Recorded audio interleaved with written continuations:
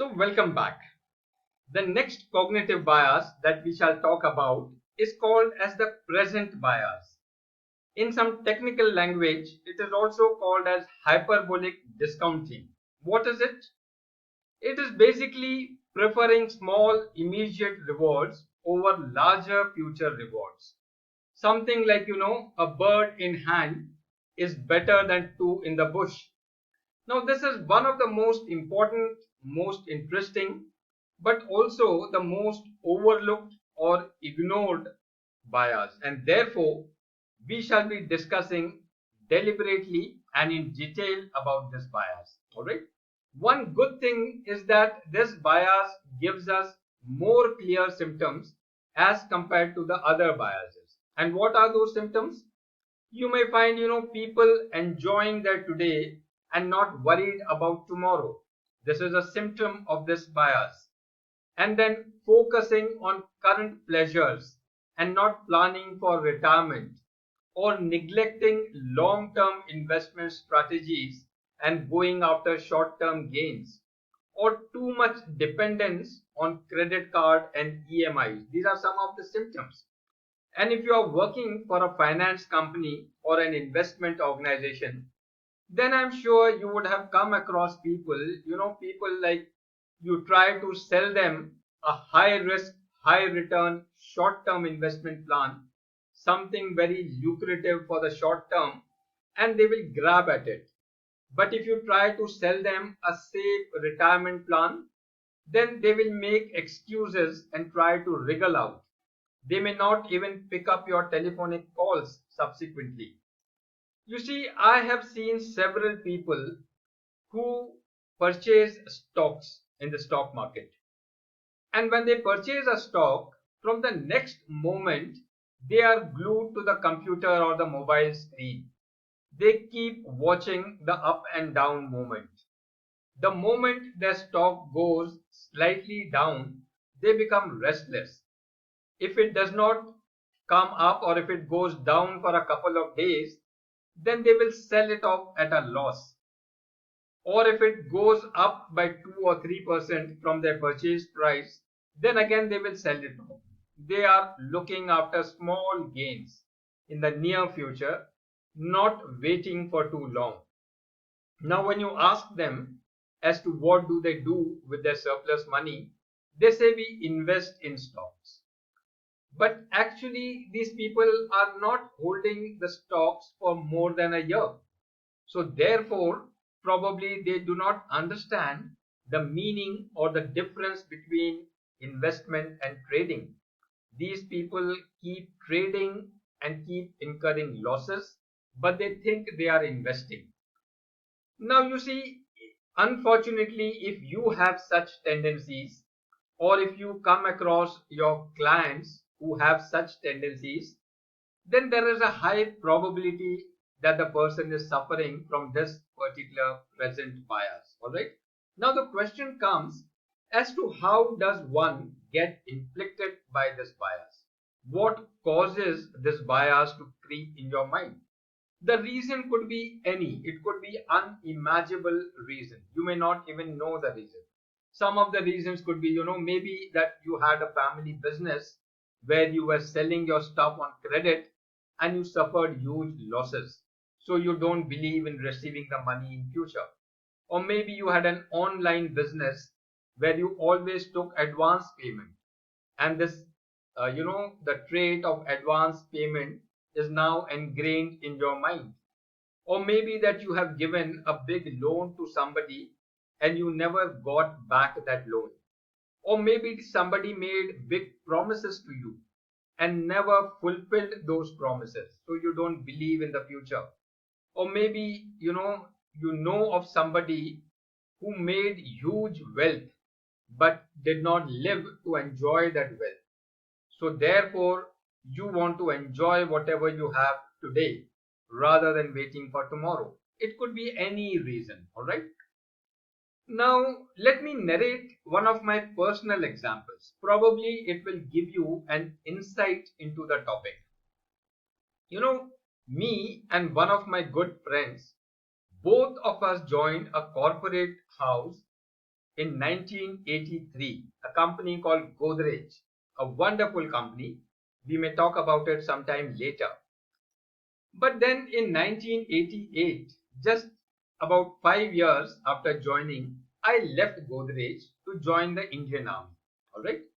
And by this time, within this 5 years, my friend had purchased a plot of land in his hometown. He took a big loan from the company itself and bought a piece of land.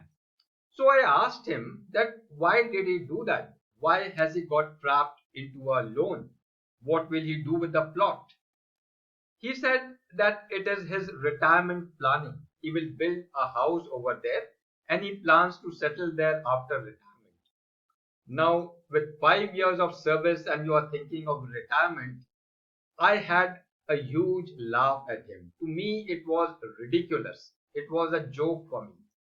And then he asked me as to why am I leaving a stable job in Godrej. So I told him that I am seeking adventure. I can't stay at one place. Now listening to me, he also had a huge laugh at me. A person, he said, leaving a stable job and going for uncertain life, he actually mocked at me. But then we departed at that time. A few years later, I met him at his hometown again. And by now, he had built a beautiful small house, really a nice house with a garden. And then over dinner at his house, he kept boasting as to how he could strike a bargain and get the best marble around, and how he got the best teak wood at a throwaway price. And when my turn came, I also boasted as to how I navigated my way through the snow-clad mountains and thick jungles. I was a young officer, probably immature, and so I kept boasting. But both of us admired each other, and then we again departed. We kept meeting on and off over the years. And then, sometime 3 years before my retirement, somewhere in 2017, I think, I met him at his home in Mumbai. Now, by now, he had left Godrej long back actually, and now he was a director in a big technology company. So, over dinner, he was explaining to me as to how he built three houses for his family and how he invested in stocks and made several millions, and about his investment in gold and other assets. And then towards the end, he also, said how big a struggle life was. So he did not seem to be a very happy man.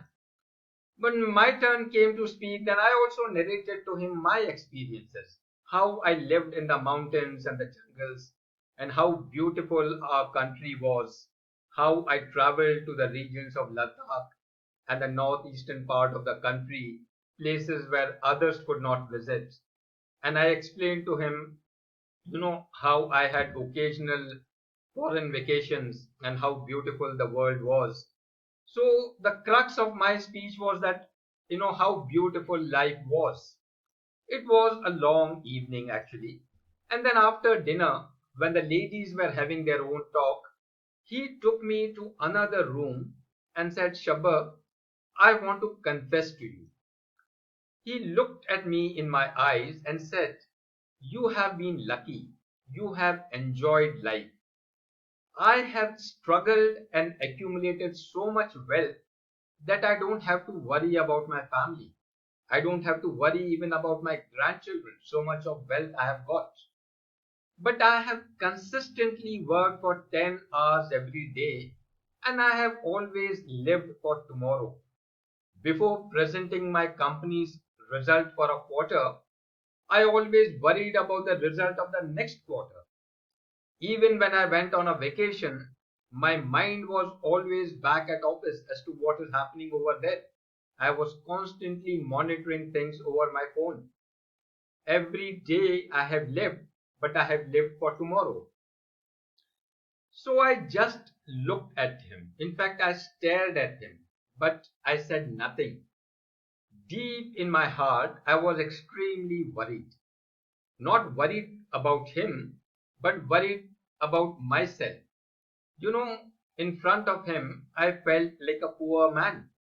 I am due to retire in 3 years and I have no house yet.